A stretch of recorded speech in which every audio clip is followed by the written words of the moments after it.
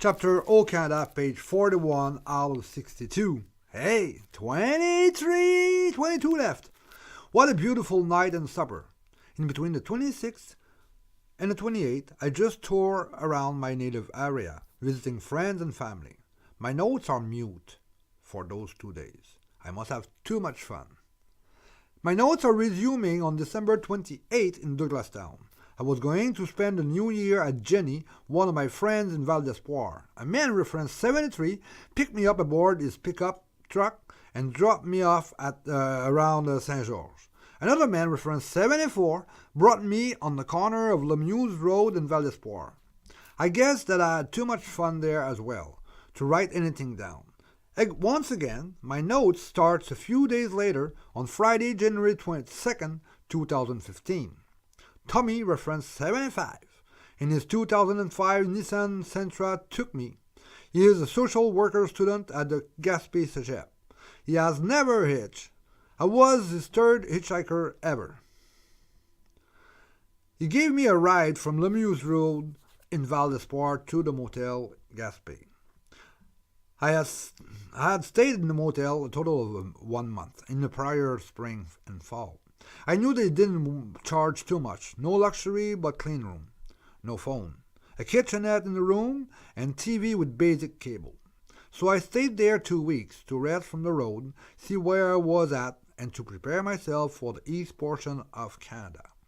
Friday morning, January 16, I am back on the road. I left the comfort of my room to hitchhike. I walked less than a kilometer when a small car driven by a young man, reference 76, with lady, a month and a half old female black Labrador and American Pit Bull cross, brought me to the excellent restaurant Chiron. That little female dog there, she was cute. At Chiron, you will find a Quebec and Gaspé traditional food, extremely convivial, not too expensive, and very big portion. If you're really hungry, that is where you got to go. I had a coffee while reading the paper, and at 14:15 I went out. Immediately, once in position, another young man, reference 77, this one with Skippy, a small 9-year-old Chihuahua, brought me to Douglastown. Once dropped off, I went to my niece Veronique to see if she was ready. Once I could see her car, I saw Veronique also a half a minute from leaving. I arrived, I saw the car, and Veronique was appearing. Cling! That's it. Half a minute from leaving. From the trip, I arrived there, she was going. That's it. If I miss, I miss. For the trip to Val d'Espoir, Magali, our friend, was coming with us. Veronique Duguay-Grenier, reference 78, reference chapter Police and Truckers. Super nice, funny ride with those 2 women full of positive energy. Once in Val d'Espoir, I learned that Jenny was leaving at night for La Pocatière, so she could be there in the morning for some zootherapy, like with animals there, practical exams.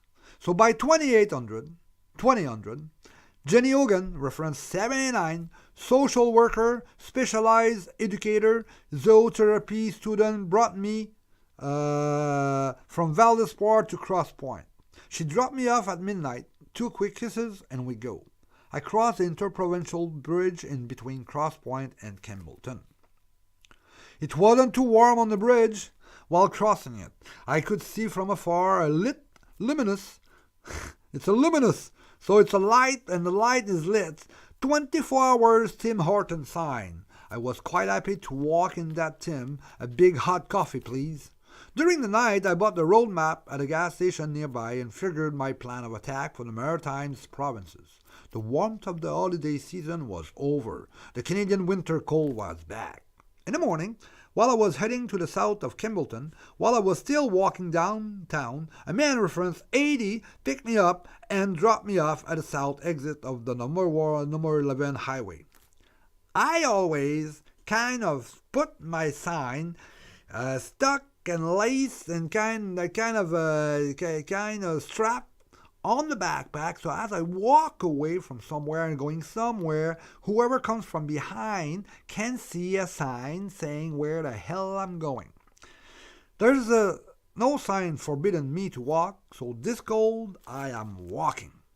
Not even 5 minutes later, Kevin, reference 81, and Kathy, in their 2004 Chevrolet Avalanche, picked me up and dropped me off at the Dalhousie number 11 South exit. Both retired now. One of their hobbies to canoe down rivers. Their favorite river, is the Restigouche River. Kevin told me that him and one of his buddies were hitchhiking from Fredericton to Halifax in 1989. They got picked up by a young female nurse coming from Boston and going also to Halifax. After a little bit, she asked if one of them could drive. She was too dead tired to keep on going. There's no use, man. Everybody gonna die or be involved in car accidents, so why? So Kevin took the wheel, and the young nurse climbed in the back of the car and slept right to the end.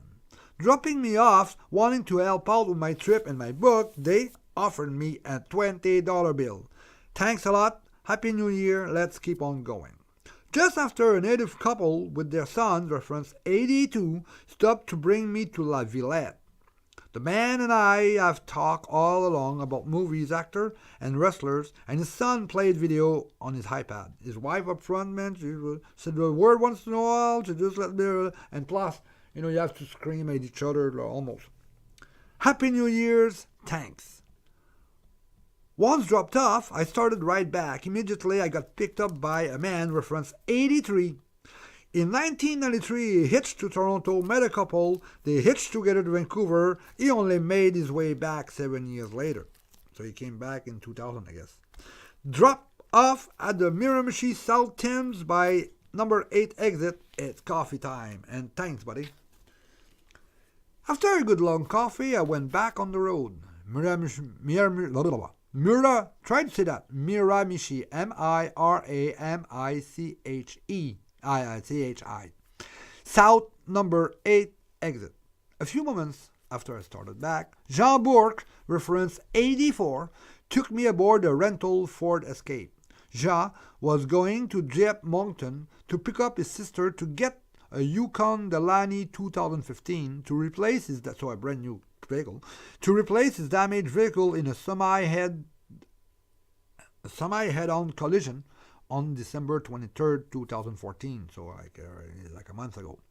He's a forestry engineer and currently is the director of the New Brunswick Northwest Garbage Disposal Services. He dropped me off at the Dieppe Champlain Mall. Before letting me go, he gave me 2 times $10 bill, so $20, for the continuation of this trip. Thanks, Jean, and Happy New Year. I didn't know Moncton. During my 10 days there, I stayed at the Harvest House, a Christian-based homeless shelter, double with a day-evening drop-in. So the library during the day, and at night I slept at the Harvest House. Weekdays, 2 minutes away from the library, there was a small Salvation Army that offered coffee and toast from 8 a.m. to 10 a.m. Perfect. The library opened at 10. 9 days in Moncton, the time has come to depart. Monday, January 26, 2015, at 9:35, at the same Salvation Army, a man in his 30s came to sit at my table and right in front of me. The place is empty, buddy. But it's like there's 6 tables and like 24 feet seat, 30, 40 seat empty, and he comes and sits right in front of me. Anyway, a young woman stayed right beside me. Obviously, they were not on the street, and you get the 3 or 4 tables on one side, and that's so she's kind of like middle aisle right beside me, and the guy right in front. Obviously, they were not on the street. The man was Vincent Audet-Nadeau, renowned documentary director. He was doing some forward work on a future documentary having for theme Francophone homelessness outside of Quebec. He searched for subjects. We talked a little. We decided to meet at noon. We talked a little more, then maybe I'll take part in the documentary. We'll see. By 1400, the road awaited me. I have to stop in at the multifunctional center in Shediac to see with Denis Leblanc if he needed some volunteers for the weekend upcoming carnival. I was picked up by Sylvain Leclerc, reference 85, physical educator, teacher. He's also the founder and coordinator of Le Grand Défi des Héros du Cœur, which is translated into the Great Challenge of the Heart Heroes. This pedal bike challenge, 1,200 kilometers in 5 days, is a fundraising event for disadvantaged youth so they can practice sports. His son Dietrich hitchhiked from Terra del Fuego, so right at the end of South America, to the Polar Circle. Sylvain went around a roadman, he went on skidoo or whatever, as far as he could go north, so from the bottom to the top. Sylvain dropped me off at a multifunctional center. I talked to Dennis, he didn't need volunteers. It's already dark, so I left to find a Tim Horton. I found Tim, no problem. I made myself a Summerside sign. Through the night, the lady at the till asked for the incoming, whoever comes in, the incoming customers, es-tu prête pour la big storm? Are you ready for the big storm? After 2 good hours of that, I went to see a group of 6 to 7 people, men and women, well in their 70s, whom were laughing while watching videos on YouTube on a iPad. I asked the gentleman who had the iPad what the lady at the till meant when she said, the big storm. As fast on his iPad as a 15-year-old teenager, he showed me He showed me what the weather forecast was for the coming day.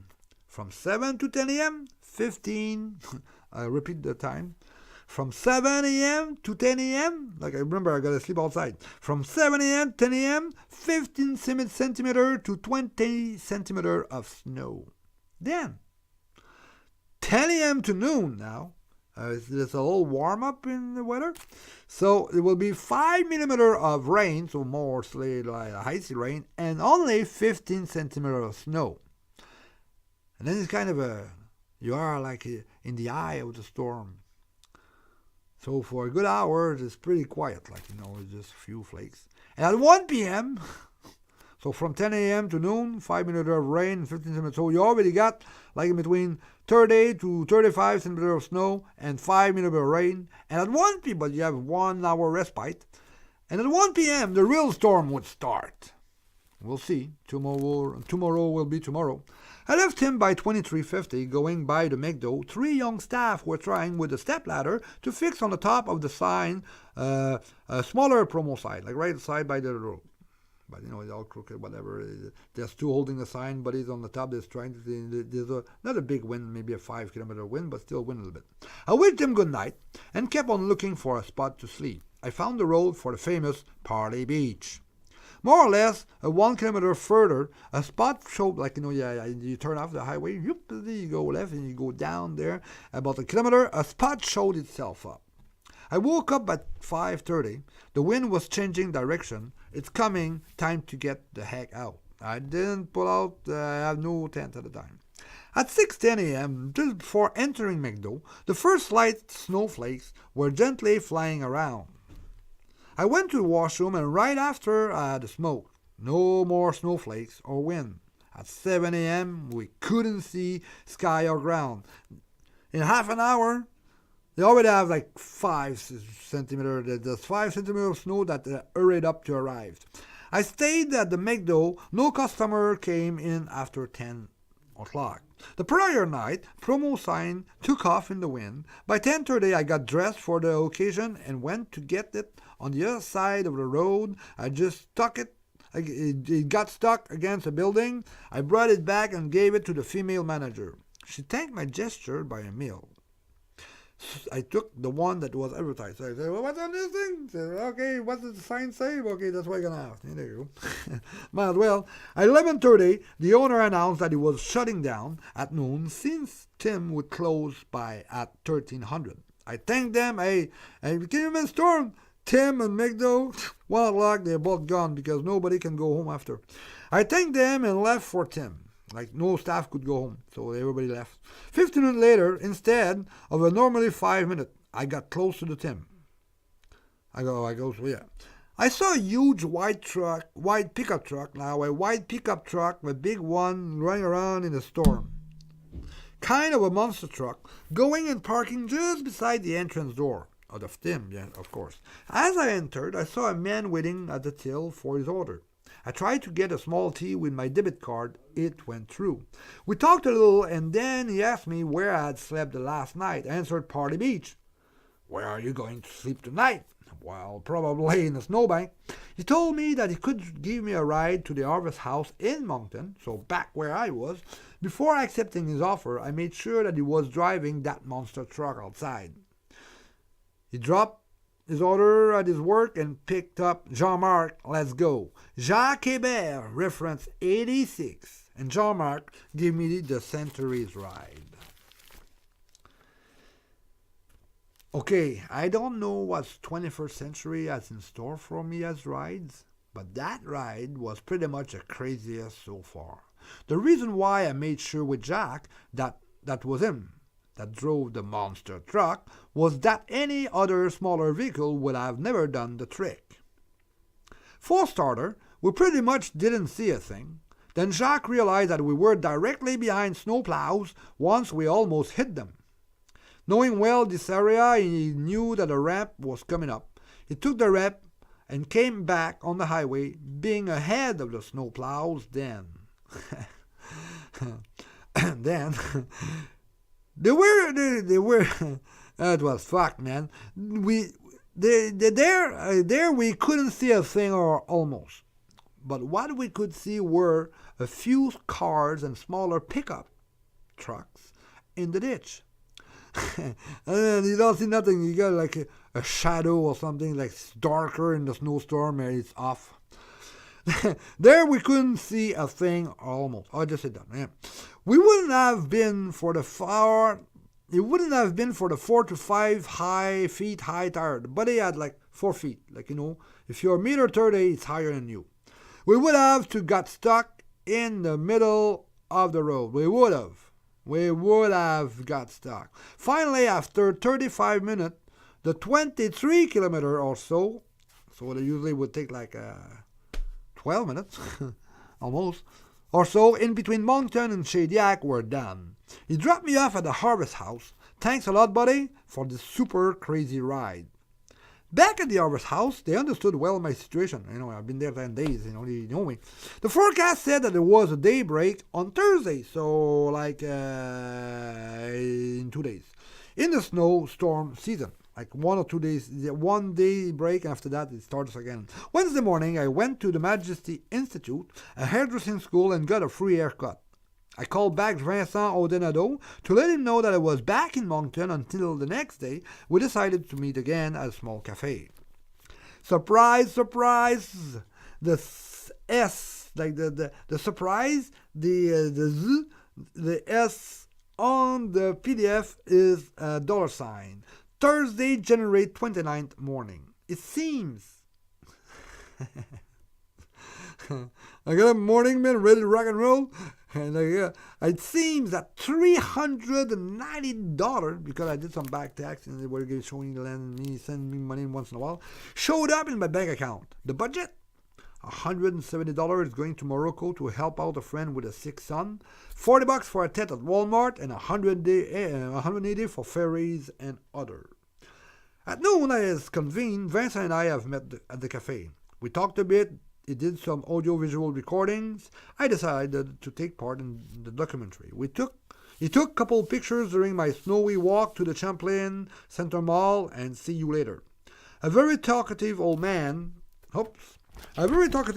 reference 87, brought me directly to the Tuesday Tim Horton, where I was. According to one of the staff, by 1800 on Tuesday, the snowstorm hitchhiking story was already on Facebook. So Buddy came back and fucking Facebooked the motherfucker. I found back Jean-Marc, like Buddy Jacques Hébert co-pilot, and gave him a few stories for Jacques, and I left. Equipped with my new safety vest, headlamp, Danny or Handy, reference 88, saw me and brought me to the Cap Pelé Pizza Delight. Cap Pelé. After a good pizza, I set up my tent behind where? The bowling alley.